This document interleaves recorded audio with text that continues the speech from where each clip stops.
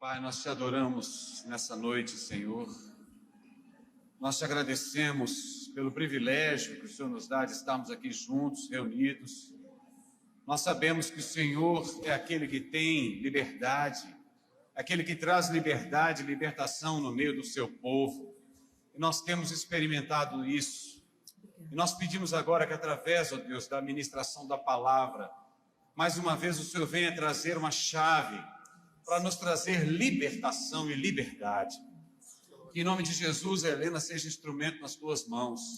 Que o teu Espírito Santo tenha liberdade para fluir através da vida dela. Que as tuas palavras sejam as palavras na boca da Helena. E que os corações aqui estejam abertos, receptivos, como uma boa terra para receber a tua semente, Pai. Nós oramos agradecidos, em nome de Jesus. Amém. Amém. Deus abençoe. Amém. A graça e a paz, queridos.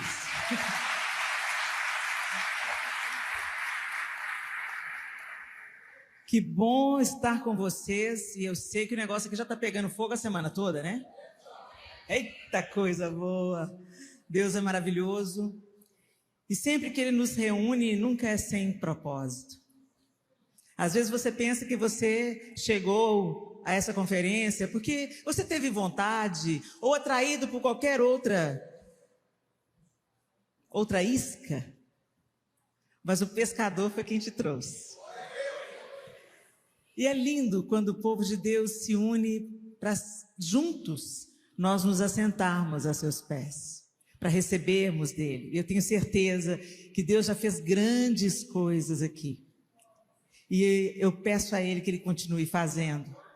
Não apenas nessa nossa reunião aqui, mas que vocês voltem para suas casas com uma nova mentalidade, com uma nova atitude frente à vida, com uma nova atitude frente aos desafios diários. Porque é muito bom, gente, essas oportunidades que o Senhor está nos dando, isso é um privilégio de poucos. Para a gente, às vezes, pode parecer uma coisa comum a gente se reunir num culto público, mas em muitas nações isso não pode ser feito.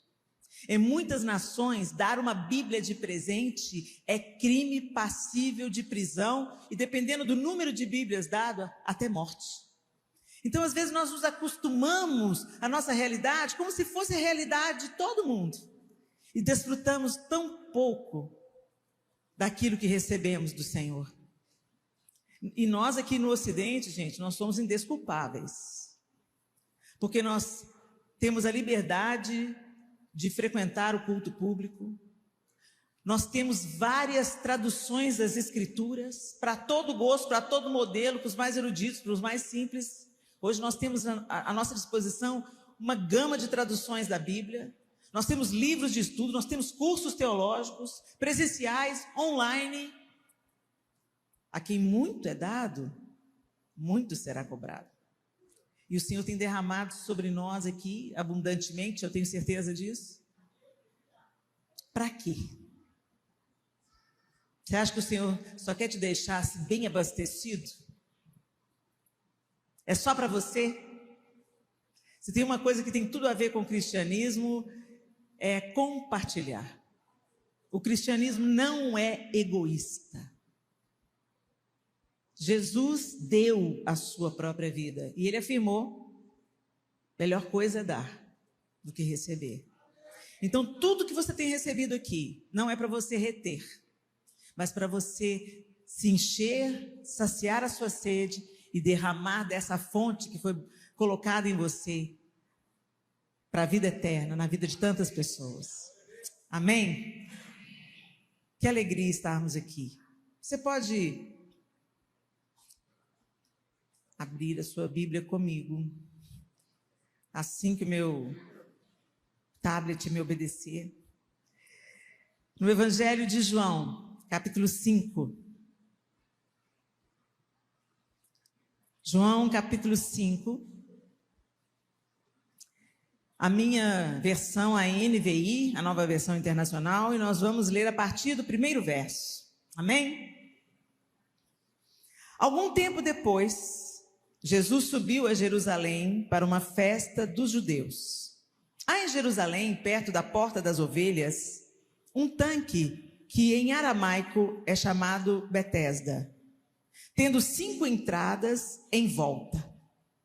Ali costumava ficar grande número de pessoas doentes e inválidas, cegos, mancos e paralíticos.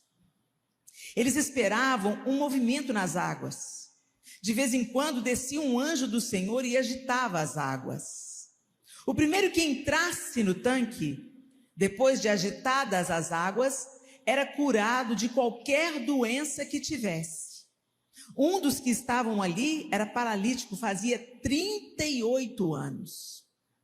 Quando o viu deitado e soube que ele vivia naquele estado durante tanto tempo, Jesus lhe perguntou: você quer ser curado? Disse o paralítico: Senhor, não tenho ninguém que me ajude a entrar no tanque quando a água é agitada. Enquanto estou tentando entrar, outro chega antes de mim. Então Jesus lhe disse: levante-se, pegue a sua maca e ande. Imediatamente o homem ficou curado. Pegou a maca e começou a andar. Isso aconteceu num sábado e por essa razão os judeus disseram ao homem que havia sido curado: hoje é sábado, não é permitido a você carregar a maca. Mas ele respondeu: o homem que me curou me disse: pegue a sua maca e ande. Então lhe perguntaram: quem é esse homem que mandou você pegar a maca e andar? O homem que fora curado não tinha ideia de quem era ele, pois Jesus havia desaparecido no meio da multidão. Mais tarde, Jesus o encontrou no templo e lhe disse: olhe, você está curado. Não volte a pecar, para que algo pior não aconteça a você. O homem foi contar aos judeus que fora Jesus quem o tinha curado. Senhor, essa é a tua palavra. E nós nos submetemos àquilo que o Senhor quer falar conosco nessa noite, através das Escrituras Sagradas. Pedimos ao Senhor que, pelo poder do Espírito Santo, cada um aqui seja convencido daquilo que precisa ser convencido. Que nós não sejamos apenas ouvintes da tua palavra, Senhor, mas obedientes e praticantes de tudo o que o Senhor tem nos contado, tem nos falado. Fala conosco. Nós clamamos em nome de Jesus. Amém. Esse texto é tão conhecido de tantos de nós. Alguns biblistas ficam discutindo acerca do trecho que diz que o anjo do Senhor vinha e agitava as águas. Porque em muitos textos antigos, no grego, esse trecho não foi encontrado. Em traduções bem antigas no grego, essa parte, esse versículo falando que era um anjo do Senhor que agitava as águas, isso não tinha em textos mais antigos. Então, por causa disso, começou-se a se questionar o que acontecia ali naquele poço. Se realmente as pessoas eram curadas, se realmente era Deus que as estava curando. O fato é que, sendo Deus ou não, o que se sabe é que era culturalmente conhecido como um mover de Deus. Tradicionalmente era conhecido como um mover de Deus, certo? Mas aí faz a gente questionar, né? Faz a gente questionar. 38 anos. Pensa num ano, pensa no seu último ano aí. Tantas coisas que você fez nesse seu último ano. Pensa em novembro do ano passado para cá. Quanta coisa aconteceu. Agora multiplica isso por 38. Preso num lugar, dependente da boa vontade de alguém, sedento por cura, sedento para sair daquele estado de paralisia. E todas as vezes que a água era agitada, antes dele chegar, outra pessoa chegava. O lugar era tomado por enfermos, tão parecido com o nosso mundo hoje. O mundo está tomado de pessoas enfermas. E muitas delas estão dentro da igreja. Por que, gente? Porque a gente enferma? Porque o mundo jaz no maligno, o homem está divorciado de Deus. A gente vê claramente a natureza gemendo para que se manifestem os filhos de Deus. A gente vê tantas coisas acontecendo e um declínio moral, valores sendo relativizados. E no fundo disso tudo, o que provoca isso tudo? A ausência do Senhor, a falta do Senhor. Porque o amor do Senhor cura, transforma, liberta e se espalha. Mas então, não interessa a Satanás que sejamos curados, transformados, libertos e passemos a caminhar no modelo dele e não mais no nosso modelo. Não interessa a ele, porque se você viver no modelo que o Senhor modelou que você vivesse, muitas pessoas vão receber através da sua vida. Na universidade, em casa, no trabalho, andando pela cidade. Sabe, gente, a gente tem uma mania de compartimentar a vida. A minha vida na igreja, a minha vida no século. Se você entregou a sua vida para Jesus, você é de Jesus em qualquer lugar que você esteja. Não tem esse negócio de fragmentar a vida. A minha vida secular, o meu trabalho secular. Seu trabalho não é secular, não. Tudo que você faz é para a glória do Senhor, ou deveria ser. Tudo quanto fizerdes, fazei-o para a glória do Senhor. Ou como para o Senhor. Mas aí a gente fica compartimentando a vida. E aqui na igreja é todo mundo crente. Todo mundo abençoado. A paz do Senhor. Seu melhor sorriso. Sua roupa mais bonita. Todo mundo limpinho. Todo mundo levantando as mãos e adorando. Os filhos ficam até assim, engraçado, né, papai e mamãe, que na igreja fica tão diferente. Eles podiam ser aqueles que eles são lá em casa. Ou, vão levar esses aqui da igreja lá para casa. Às vezes vem brigando no carro. Você demorou demais, você demorou demais. Que custo? Toda vez a gente chega atrasado no curso. O que eu posso fazer? Você também não me ajuda com os meninos? A bolsa tem que fazer, a mamadeira sou eu que tenho que fazer. Pelo amor de Deus, eu não aguento isso mais, não. Aí desce aqui no carro. Paz do Senhor. E os meninos são assim.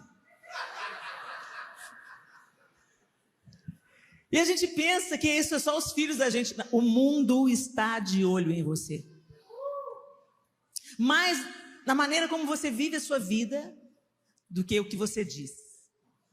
E hoje o maior escândalo que a gente está vendo é um discurso, mas uma vida destoante do discurso. A gente fala uma coisa, mas faz outra.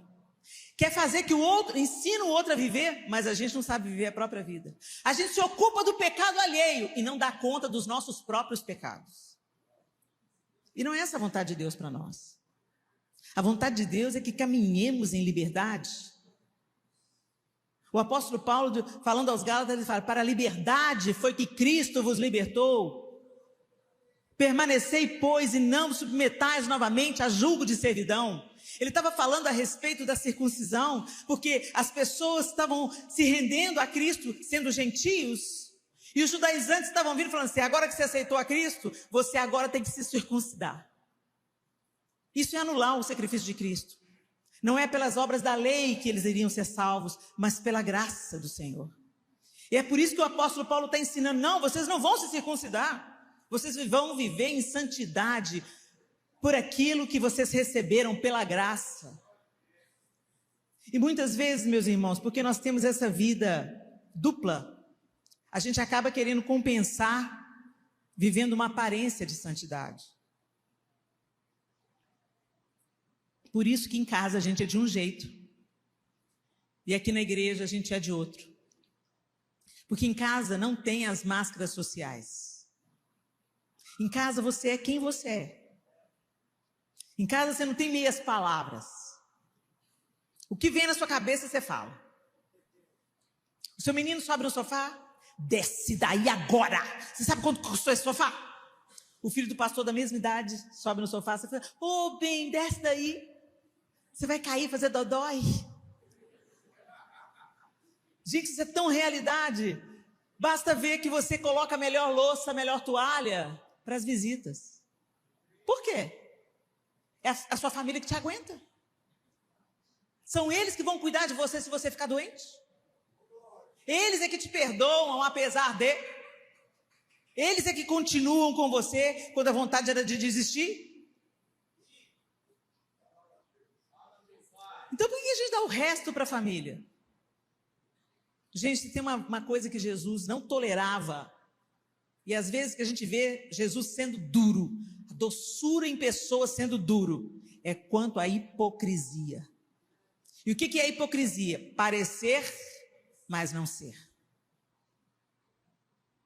Esse homem estava aqui, lá no poço, não sei quem deixou ele lá, não sei se ele tinha família. The Chosen diz que tinha um irmão. Gente, não é The Chosen, é a Bíblia.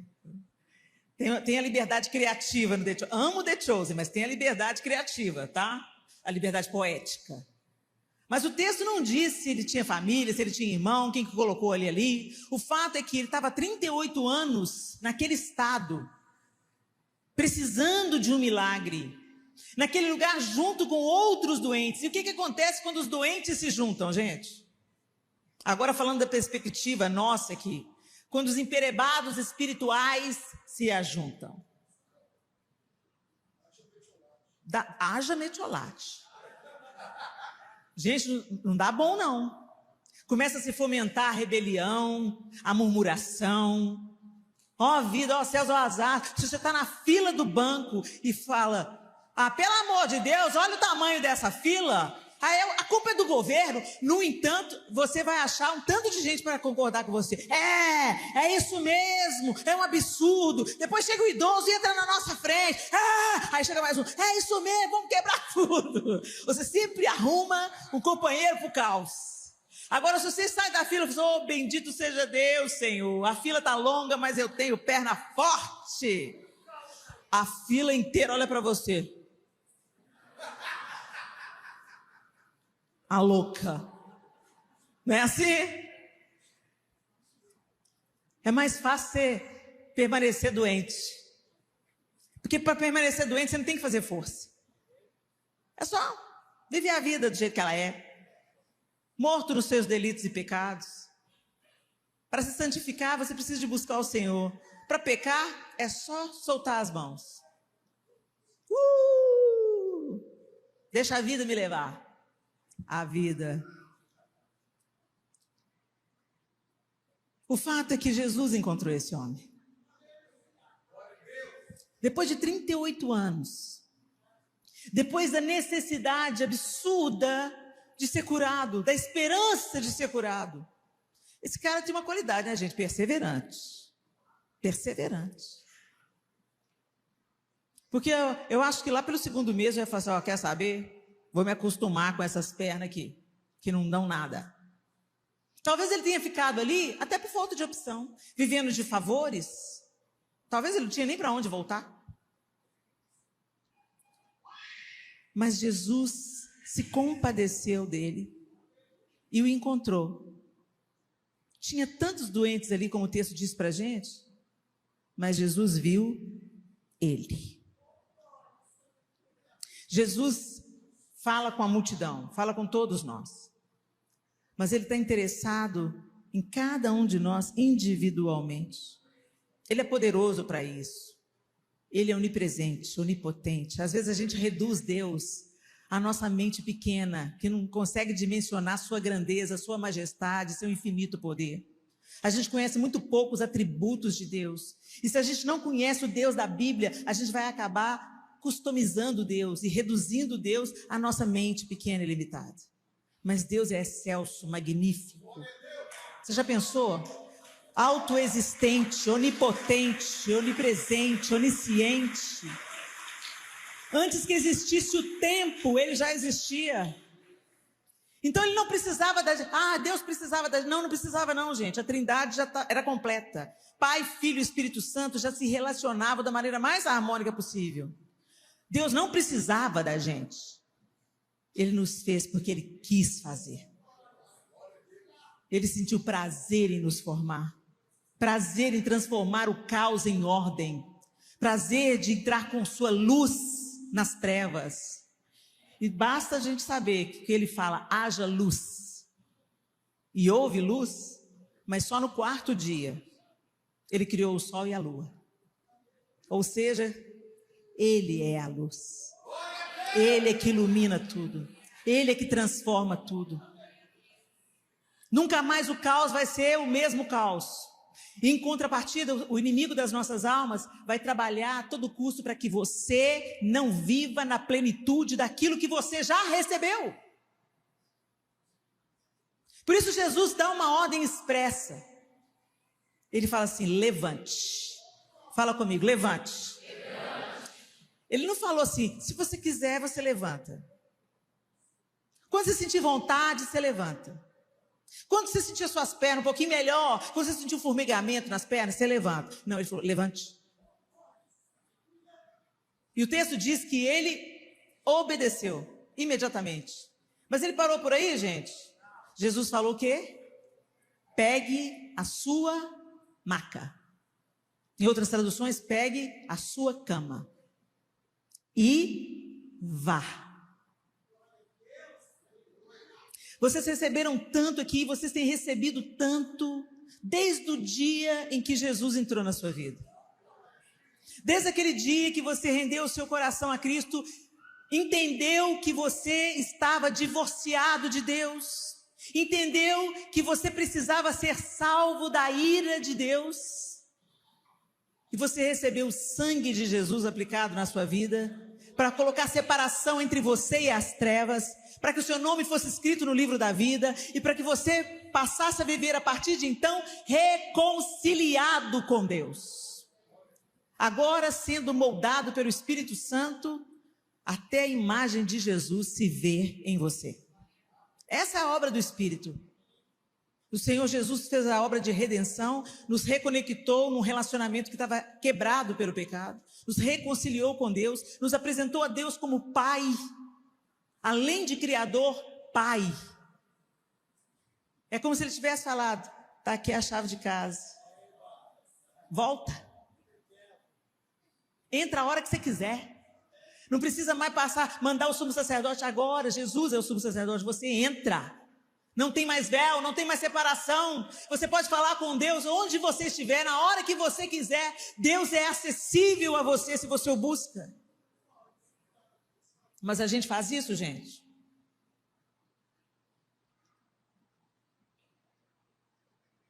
Você já se levantou, agora pega a sua maca e vai. Pega a sua maca e vai. Tem gente que passa por um seminário desse, é poderoso, Deus traz revelações, Deus traz quebra de maldições, Deus traz renovo, Deus mostra coisas que estavam ocultas, Deus te sacode, te atrai de volta, te esperança, aí você sai todo mundo, aí vem o Luiz Arcanjo, ministra, aí você flutua, aí sai da porta ali, ainda está cheio. Amanhã, sábado, vamos lá na igreja de novo. Domingo, vamos na igreja. Domingo. Segunda-feira, vamos para o trabalho. As coisas não deram certo lá no trabalho. A luta começou, olha o diabo me atentando. Terça, um probleminha novo. Aí não deu tempo, você teve que sair correndo de casa, não deu tempo de ler a Bíblia, de ter o devocional, né? Aí na quarta, você já está xingando que a gente fechou no trânsito.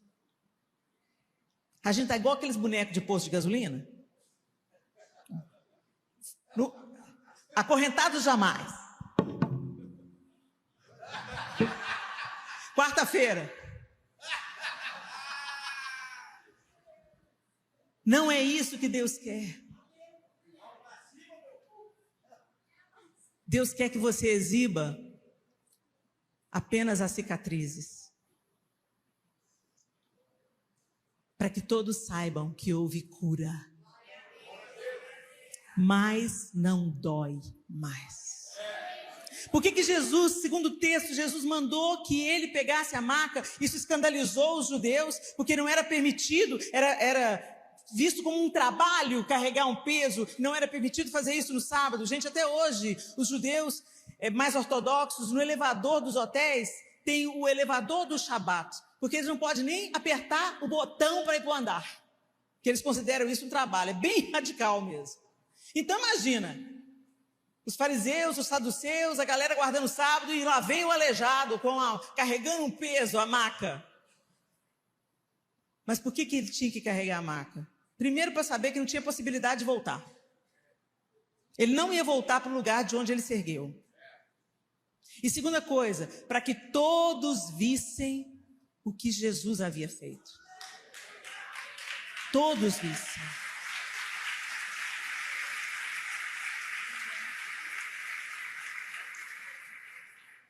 E infelizmente, gente, o que acontece é, você fala, eu creio, o Senhor me curou, o Senhor me libertou, a minha história vai ser diferente.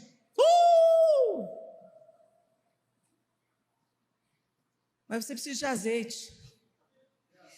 Você precisa de manter a chama acesa. Para que a ferida realmente feche definitivamente. Mas tem gente o seguinte, você chegou todo rasgado nessa conferência. Jesus veio, aplicou ali um remédio, desinfetou tudo, deu ponto caprichado, assim, para ficar uma cicatriz fininha. Deu aquele ponto caprichado, fechou tudo. Fez um curativo bacana e falou assim, agora que seja consolidada a sua cura.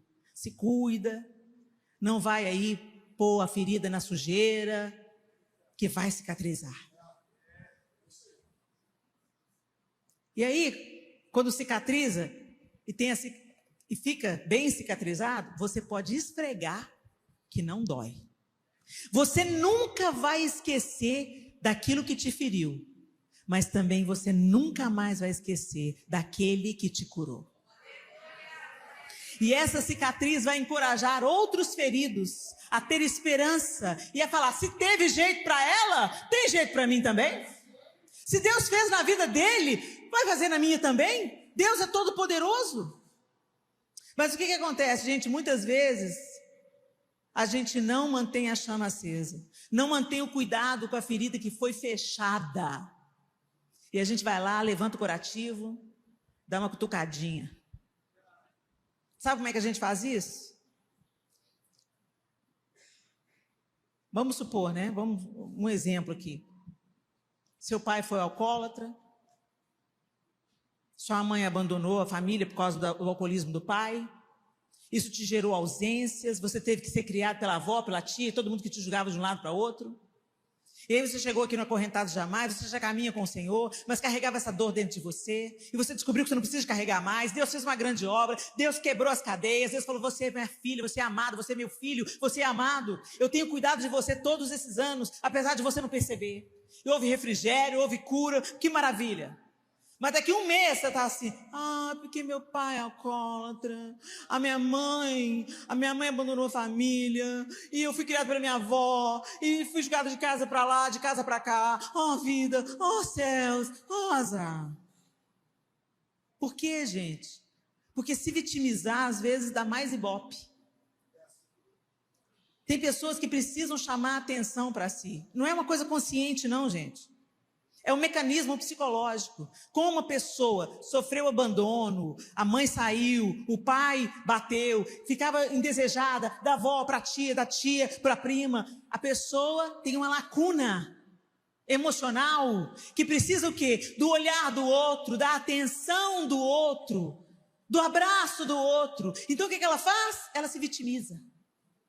Você conhece alguém assim, que está na igreja há 10 anos, Deus fez uma coisa linda na vida dela, Deus mudou a sorte dela, deu um marido maravilhoso, filhos maravilhosos, mas sempre que ela vai contar o testemunho, ela, porque meu pai era alcoólatra, minha mãe me abandonou.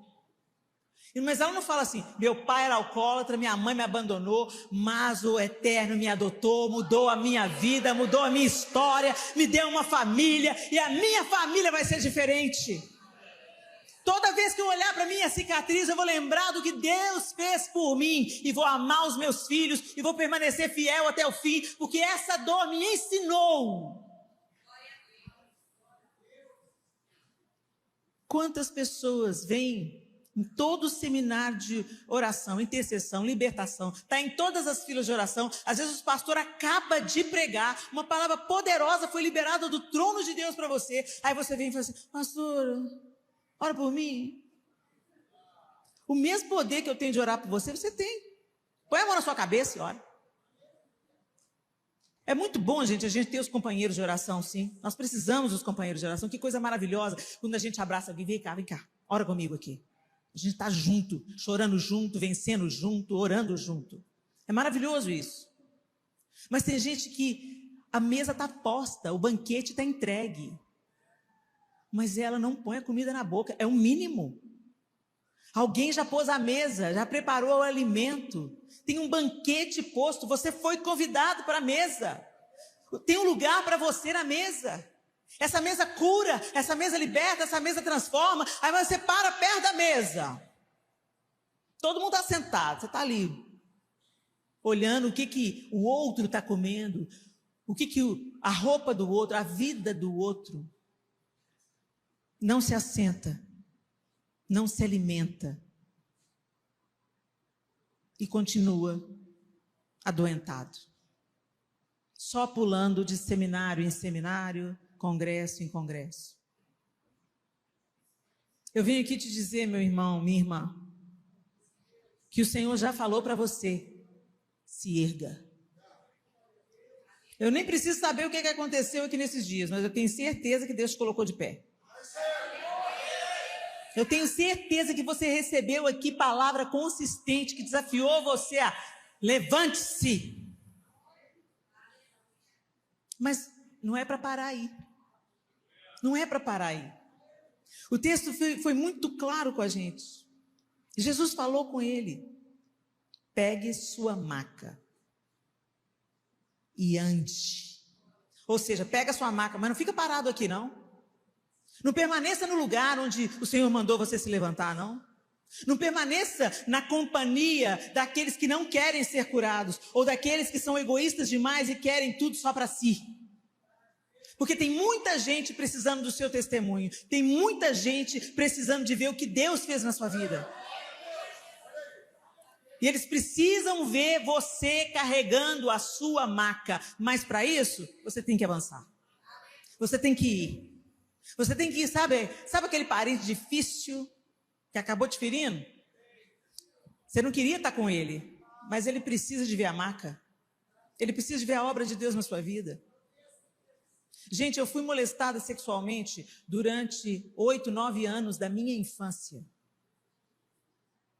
Eu comecei a ser molestada, eu tinha, pelos meus cálculos, pela casa que a gente morava, que era alguém próximo da família, todo mundo morava no lote da minha avó. Eu tinha entre 2 e 3 anos de idade. Isso me arrebentou. Quando eu cheguei na adolescência, eu estava toda arrebentada de culpa, de medo, de desconfiança, com uma visão completamente distorcida dos homens, me achando indigna de ter uma família, me achando, por que Deus me abandonou? O que está acontecendo comigo? Existe um Deus?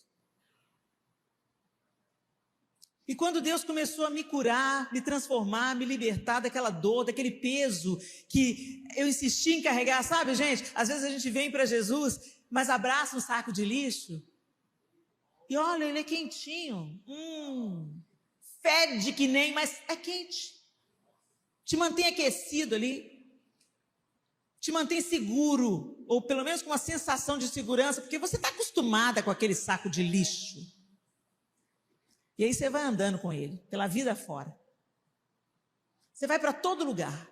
Você vem para a igreja, você vai para o trabalho, você fica em casa, você tem filhos, mas abraçada do saco de lixo que era para você deixar aos pés da cruz. Por isso que Jesus fala: vinde a mim, vocês que estão cansados e sobrecarregados, eu vos aliviarei. E tomai sobre vocês o meu jugo, porque o meu fardo é leve.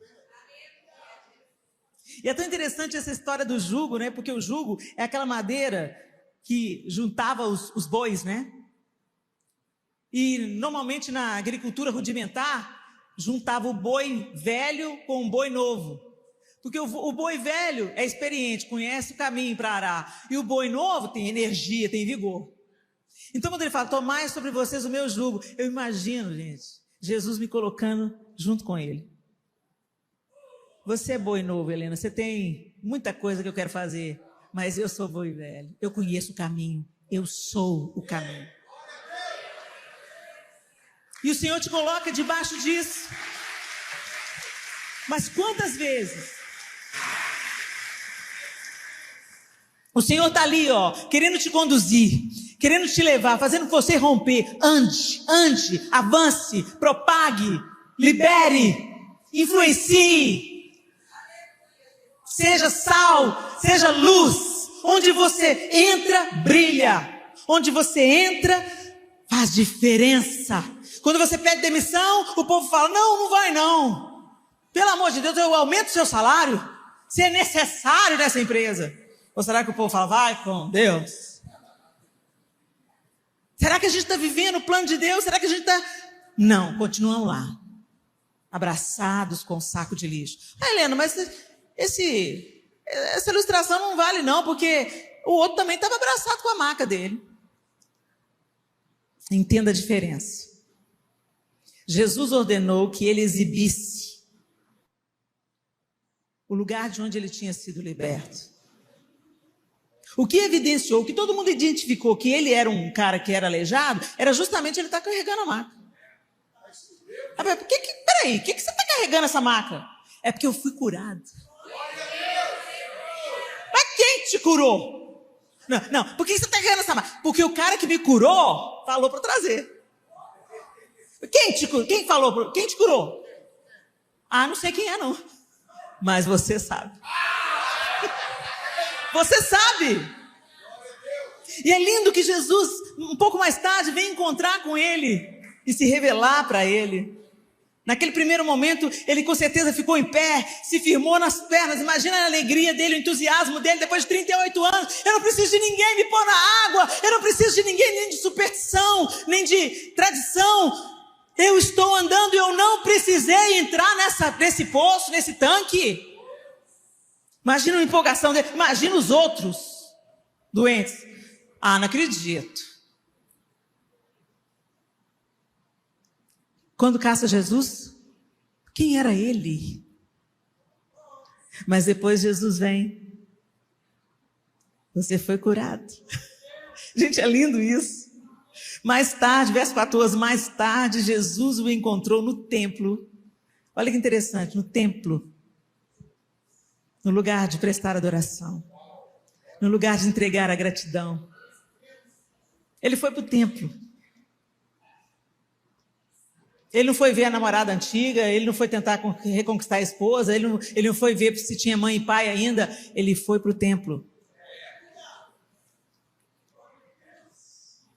E Jesus olha para ele e diz, olhe, você está curado. Ponto, você está. Aí Jesus adverte, não volte a pecar. Olha isso, gente, isso é de estremecer. Não volte a pecar. Jesus sabia de alguma coisa que a gente não sabe. Jesus tinha visto alguma coisa que ele não falou aqui, mas o cara entendeu. O paralítico, o ex-paralítico entendeu. Não volte a pecar. Como que esse homem pecava? Ele estava preso numa cama há 38 anos. A gente não precisa de ir para um bordel, para uma balada, para pecar contra o Senhor, gente. A gente peca com palavras, a gente peca com as nossas emoções, a gente peca com a nossa mente, a gente mata o nosso irmão com a nossa mente. Por isso que nós precisamos do Senhor e sem Ele nós nada podemos fazer. E o Senhor Jesus fala com ele, para que algo pior não aconteça a você. Jesus está ameaçando o cara, gente? Definitivamente não. Ele está alertando. Porque o salário do pecado é a morte. Então, não volte para o lugar de onde Deus te tirou. Para de falar com vitimismo de tudo que te aconteceu. Aconteceu. Vai mudar? Não vai mudar. Mas o Senhor interviu na história. O Senhor desceu ao poço. O Senhor enxergou você. O Senhor te deu uma ordem. Fica de pé. Pega a sua maca. Leva. Vai. E mais tarde ele fala, mas não volte a pecar. Não volte a pecar. Quantos de nós experimentamos as maravilhas do Senhor em comunhão com os santos, numa conferência como essa. Deus te trouxe um refrigério, uma liberdade, uma alegria, te entregou uma palavra profética. Uau! Você está empolgado. Não volte a pecar. Não, Helena, mas eu não estava em pecado, não. Muitas vezes o nosso pecado se chama negligência, preguiça. Gente, se eu quero conhecer Deus, o que eu faço? Se eu quero conhecer, quando você quer conhecer uma pessoa, o que você faz? Você chama a pessoa normalmente para comer junto. Tá aqui a picanha, ó. A palavra de Deus é picanha. A gente conhece a Deus através das Escrituras Sagradas. É aqui, através desse livro, que você ficou sabendo que tem um Deus, que Ele enviou o Filho, que morreu e ressuscitou. Mas alguém te contou essa história. Você nunca foi lá com seus próprios olhos escafunchar a história. Entendeu o que Deus quer te falar através das entrelinhas da história. Você fica como o filho mais velho da parábola do semeador. Vocês lembram da parábola do semeador? Não, do filho pródigo. Você lembra do filho pródigo? Pois é, todo mundo fica de olho no menino. No que saiu, desperdiçou a riqueza, viveu dissolutamente, não é? Mas essa parábola era sobre o filho mais velho. Que ficou em casa. Ficou em casa, ele não saiu. Mas ele não tinha comunhão com o pai. Quando ele chega na casa dele, vindo do trabalho para o pai, ele chega na casa dele, tem uma festa na casa dele. E ele entra para saber o que aconteceu, quem chegou, o que a gente ganhou, por que está tendo uma festa? Não. Ele chama um empregado e fala, o que está acontecendo? Muitos de nós nos relacionamos com Deus através do empregado. Do servo. Eu quero receber do meu pai através de terceiros. E é maravilhoso. Temos aí os mestres, pastores. Maravilhoso. Mas tem algo que Deus quer falar só com você. Tem algo que Deus quer trabalhar na sua individualidade. Tem um lugar de onde Ele quer te tirar a sós, no tete a tete. Tem coisa que Ele precisa de limpar e é no confronto que vem pela palavra. Aquele dia você lê o versículo que você já leu 10 vezes e ele toma vida, entra na sua vida, te confronta, te leva ao arrependimento e você fica livre. E isso, gente, é uma coisa diária. Por quê? Porque nós também podemos nos ferir de novo. O perdão é algo que tem que estar sempre em vigor. Por quê? Porque sempre a gente pode ser ofendido. A gente está no mundo todo, no mundo esquisito, no mundo divorciado de Deus. E você acha que Satanás não vai querer te ferir de novo? Não vai querer usar a boca de um líder, uma situação na igreja, uma coisa no trabalho, para não te paralisar? É isso que ele vai tentar fazer. Mas se você está nutrido, bem alimentado, se relacionando com o Senhor, você vai saber discernir. E você vai conseguir permanecer. Gente, tem uma coisa que eu e toda a equipe do Acorrentados Jamais, pastor Carlinhos, o Luiz, nós não podemos fazer por você. A sua parte. A sua parte. Eu não posso conhecer Deus por você. Eu não posso ser curada por você, no seu lugar. Eu não posso ser nutrida para que você receba nutrição. Tem algo, a mesa já está posta. Você é filho. Você foi chamado para o banquete. Mas tem uma coisa, gente. Você precisa de pegar o alimento, colocar na boca, engolir e deixar aquilo produzir vida na sua vida. Ah, Helena, não entendo nada que eu leio na Bíblia. Põe para dentro assim mesmo. Você também não sabe quantos nutrientes tem no prato. Quando você pega um prato, você só sabe que é saudável. Você não fica aqui está o selênio, aqui está a vitamina tal. Você não, nem um nutricionista vai ter isso tudo na cabeça. Mas você sabe o que é porcaria e o que é comida saudável, sim ou não? Então você começa a comer comida saudável, porque na hora que vier um vírus, que vier uma pandemia, você vai estar com o seu corpo pronto para lutar contra o vírus. E a palavra de Deus é assim. Tem dia que você vai ser visitado, Deus vai falar com você, vai te confrontar, vai te levar ao arrependimento, vai te curar, vai te carinhar, vai te mimar, vai te colocar no colo, vai derramar sobre você o amor dele, você sai do quarto, passada limpo. Mas tem vezes que você vai entrar, vai ler, não. Tá bom, entendi. E aí, senhor, vai ter alguma coisa hoje? Nada? Cri, cri, cri, cri, cri. Mas você pôs para dentro. Você pôs para dentro. Enche a sua mente, enche os seus olhos. Porque na hora que você mais precisar desses nutrientes, eles vão salvar a sua vida. Então, gente, isso é inegociável. É inadmissível. No Islã, uma criança de 5 anos de idade já sabe o Corão.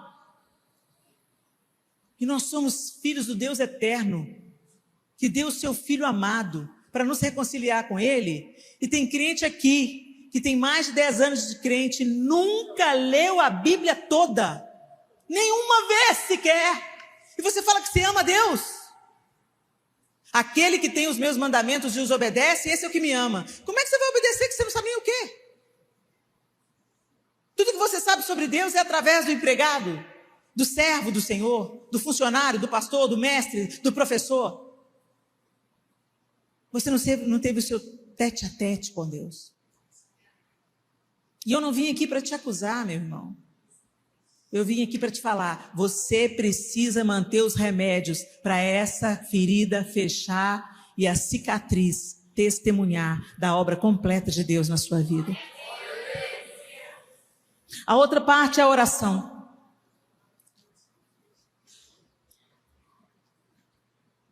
Quantos de nós somos negligentes na oração? Vai deitar? Ó Senhor, obrigado por esse dia. Ó Senhor. Ó Senhor, abençoa o diabo. Está com tanto sono, sabe nem o que está falando. Ô Senhor, eu te repreendo. Ô Deus, eu te abençoo. Por quê, gente? Porque a gente deu o resto. A gente deu o resto. O Senhor deu o melhor dele. E a gente dá o resto. Quem ama não dá o resto. A gente tem que parar de cantar sobre o amor e viver o amor. A gente tem que parar de falar, Senhor, Tu és Senhor e Rei. Lindo. Deixa Ele ser Senhor e Rei. Que Ele seja. Que não seja apenas uma canção. Um súdito sabe o que o rei quer. É governado pelo rei. Vive pelas normas do reino. Governa sobre o universo, governa sobre a minha vida também. Manda em mim, Senhor, porque as minhas decisões podem me colocar em encrenca. A gente não consulta Deus não, gente. Nas nossas orações a gente fala assim, Senhor, assina aqui meu projeto. Senhor, abençoa meu filho, abençoa meu marido, abençoa meu casamento. É uma lista de pedidos. Papai, me dá, sabe? Você vai pro pai saqueando os bolsos dele. Igual meus filhos, quando era pequenininho, chegava de viagem. Ei, o que você trouxe para mim, mãe? Eu trouxe eu. Quantas vezes você vai para Deus saqueando os bolsos dele? Você quer só receber, só receber, só receber, só receber. Você não para contemplar. Para tentar enxergar os traços do seu pai. Identificar a voz dele no meio de tantas vozes. O João tem um assovio. A gente pode estar no supermercado enorme. Quando ele dá o assovio, eu e os meus filhos sabemos que é o João.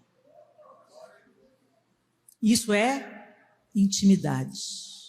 E intimidade não brota, não. Intimidade se constrói dia a dia, tijolo a tijolo, oração a oração, meditação na palavra, meditação na palavra. Não lê com pressa, não, mas leia. Faça disso uma disciplina na sua vida, porque você anseia conhecer o Senhor, e não só para dar o check na obrigação religiosa. Quando você era lá do mundo, se você gostava de um cantor, ontem eu falei isso lá na igreja, fui lá no baú. Quem aqui foi fã do Menudo? Não se reprima. Eu lembro que eu era adolescente, eu era fã do Menudo. E aí o que eu queria? Saber tudo do Menudo. Eu queria saber como é que era o nome deles, qual era a idade deles, onde que eles nasceram. Eu queria saber tudo sobre eles. Eu queria cartaz deles. Mamãe não deixava eu ir no show, graças a Deus. Nem deixava pôr os pôsteres lá no meu quarto, graças a Deus. Manteve o equilíbrio. Mas quando eu via, eu tinha o meu preferido, meu Menudo preferido. Não, era o Roy. Aí a gente queria saber mais ainda. Aí só queria cantar a música que ele... Gente, se a gente fazia isso com gente igual a gente, um ser falível, imperfeito, por que você não para aprender sobre o seu amado? Se debruçar sobre ele, saber tudo sobre ele. Eu quero saber como é que ele vive, o que ele pensa, o que ele quer, qual que é a preferência dele. Eu quero ser guiada por ele, envolvida com ele, apaixonada com ele. Meus queridos, nós estamos aguardando a volta do Senhor para o grande casamento. O cordeiro e a noiva. Cristo e a sua noiva. Você é noiva? Noivas gostam de namorar. Vai namorar com quem vai ser seu marido. Entra no teu quarto, fecha a tua porta e diz, ei, bem. Tá gostando da minha roupa hoje? Eu pus para você. Que perfume bom que você está exalando. Quero ficar bem pertinho para esse perfume passar todo para mim também. Para quando a gente separar, eu sair do quarto aqui, eu aguentar a saudade.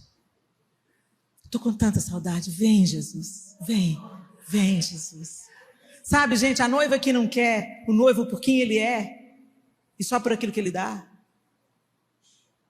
isso se chama golpe do baú. E o Senhor não vem buscar uma noiva que quer dar o golpe do baú. Então, minha querida, meu querido irmão, o Senhor pôs a mesa, o Senhor te ordenou, levante-se, pegue a sua maca e ande. Aquilo que tinha te paralisado não te paralisa mais. Aquilo que tinha te entristecido não deve entristecer mais. Aquilo que te fizeram não vai mudar o daqui para frente. Daqui para frente é vida nova, coisas novas. E a sua cicatriz será testemunho para muitos e muitos. A começar na sua casa e transbordando por onde você passar.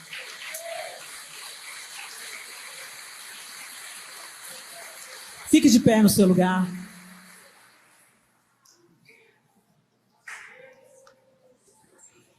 Eu quero que você faça uma autoanálise aí no seu lugar.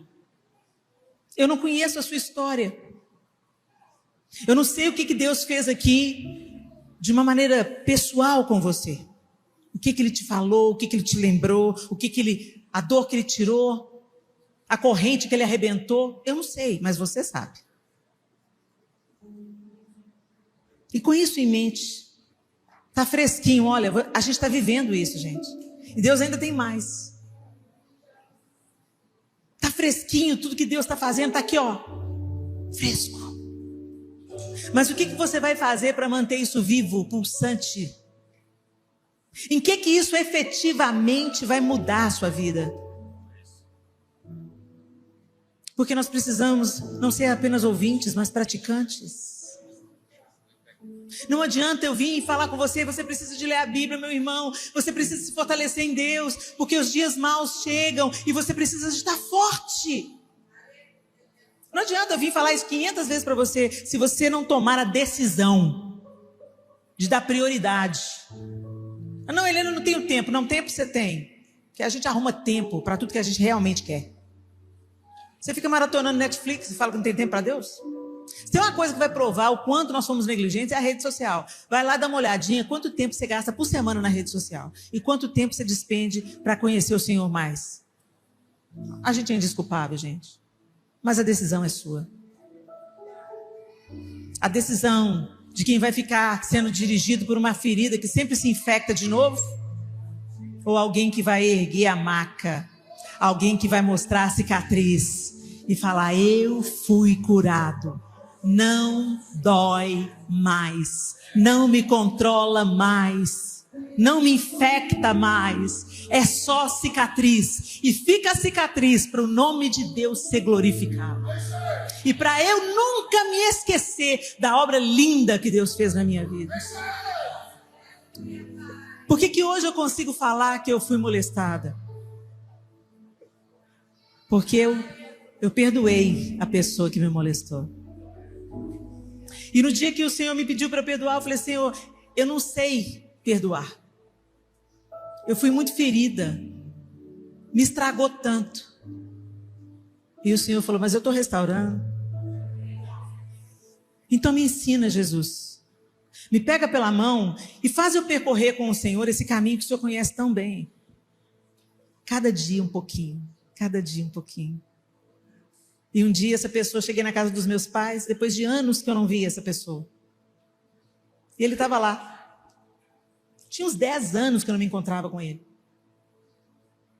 E eu vi: tio! E dei um beijo nele.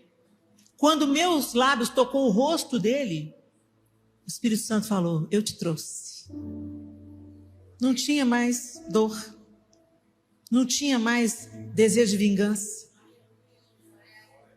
Tinha só cicatriz. Não doía mais. É isso que o Senhor faz. Mas você precisa de andar com Ele.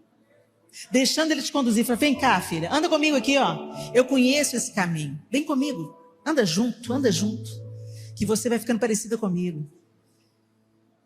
E naquilo que você não conseguir, eu te pego no colo e faço você atravessar. É isso que Deus faz. Então pensa aí. O que você precisa fazer na segunda-feira para manter essa ferida que foi fechada nesse seminário permanecer limpa e bem cuidada até virar uma linda cicatriz? Tem algumas coisas, gente, que a cura é instantânea. Mas tem algumas coisas que são processuais. Precisa de manutenção, cuidado. Pensa aí. O que você vai fazer? Pôr o relógio para despertar? O que você vai fazer para você chegar àquele que te cura? Quando Jesus fala para o paralítico: ande. Ele está falando: avance, rompa, continue, permaneça, caminhe. É o mesmo que Ele fala para todos nós. Senhor, nós te bendizemos nessa noite. Porque um dia o Senhor também nos encontrou no tanque. Cada um com a sua doença. Cada um no seu estado. Cada um com um tempo diferente. Mas o Senhor enxergou a cada um aqui. E a sua cura chegou para cada um aqui. Nós cremos no teu poder. Mas nós não queremos retroceder, Senhor. Nos ajude a não apenas pegar a nossa maca, mas andar. Exercitar essas pernas que ficaram 38 anos paradas. Esses pulmões que não respiravam mais. Essa lepra que cobria a pele. Que o Senhor nos faça caminhar curados para curar, restaurados para nos transformar também em instrumentos de transformação. Faz essa obra em nós, Senhor. Espírito Santo de Deus, eu te peço, nos lembre dessa palavra, nos inquiete, nos atraia ao quarto, à comunhão, à conversa, onde nós ouvimos através da palavra e falamos através da oração. Em nome de Jesus nós oramos. Amém e amém. Pegue a sua maca e ande.